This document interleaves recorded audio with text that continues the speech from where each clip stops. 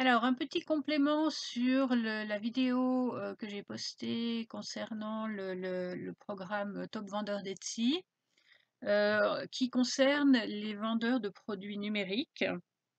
Parce que alors, si vous vendez un produit numérique, en théorie, il ne devrait pas être soumis à l'obligation d'avoir un numéro de tracking vu qu'il n'y a pas d'envoi physique. D'accord?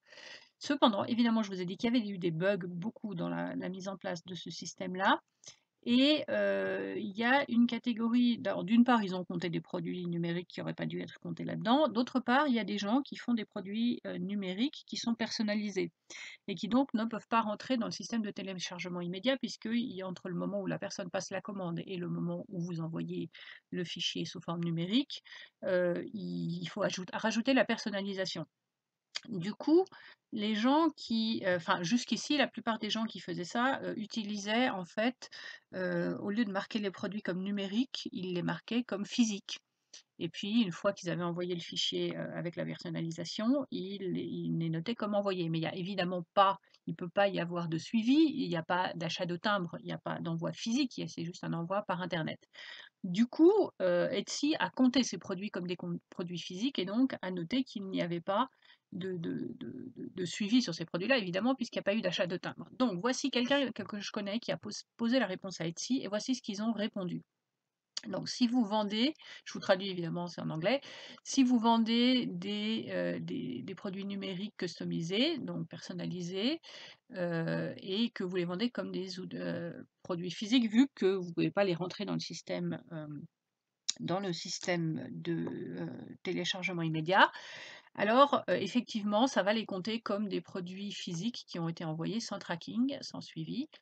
La solution, c'est de créer ce qu'ils appellent un placeholder, c'est-à-dire quelque part un marque-page, et de les lister comme produits numériques.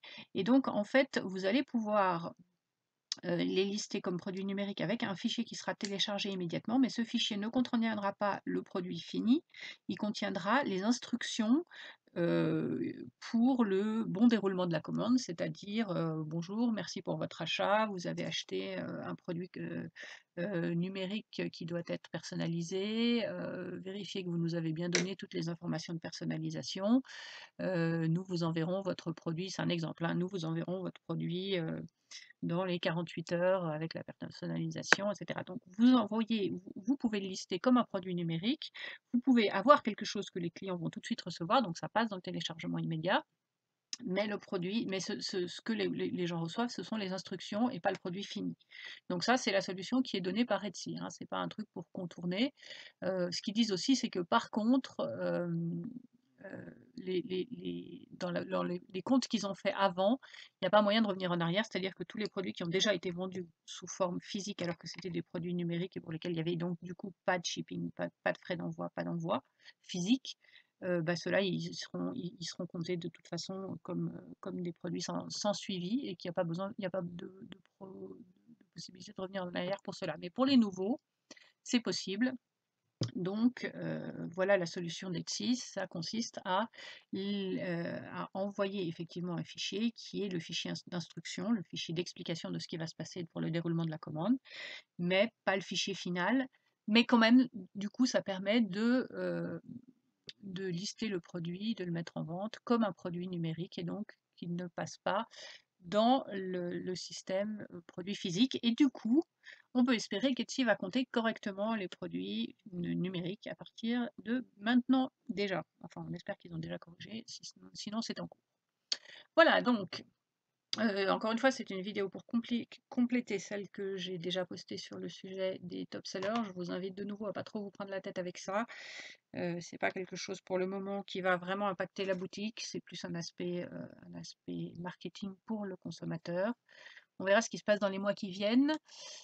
Et puis, ben, n'hésitez pas à vous inscrire à mon groupe Facebook, Vendre du Fermat sur Irlandaise. N'oubliez pas de répondre à toutes les questions du questionnaire d'adhésion. On ne les voit pas toujours quand on est sur un téléphone portable, mais ça me permet de trier les vraies candidatures des candidatures qui proviennent de robots, et il y en a beaucoup. Donc si j'ai pas des réponses claires et qui ont clairement été écrites par une personne aux 3 questions que je pose. Par défaut, je n'accepte pas la candidature pour le groupe. Et puis, ben, merci de liker cette vidéo parce que ça m'aide vraiment beaucoup. Et puis, je vous invite à aller bah, nous rejoindre sur Facebook et puis à venir discuter. À bientôt!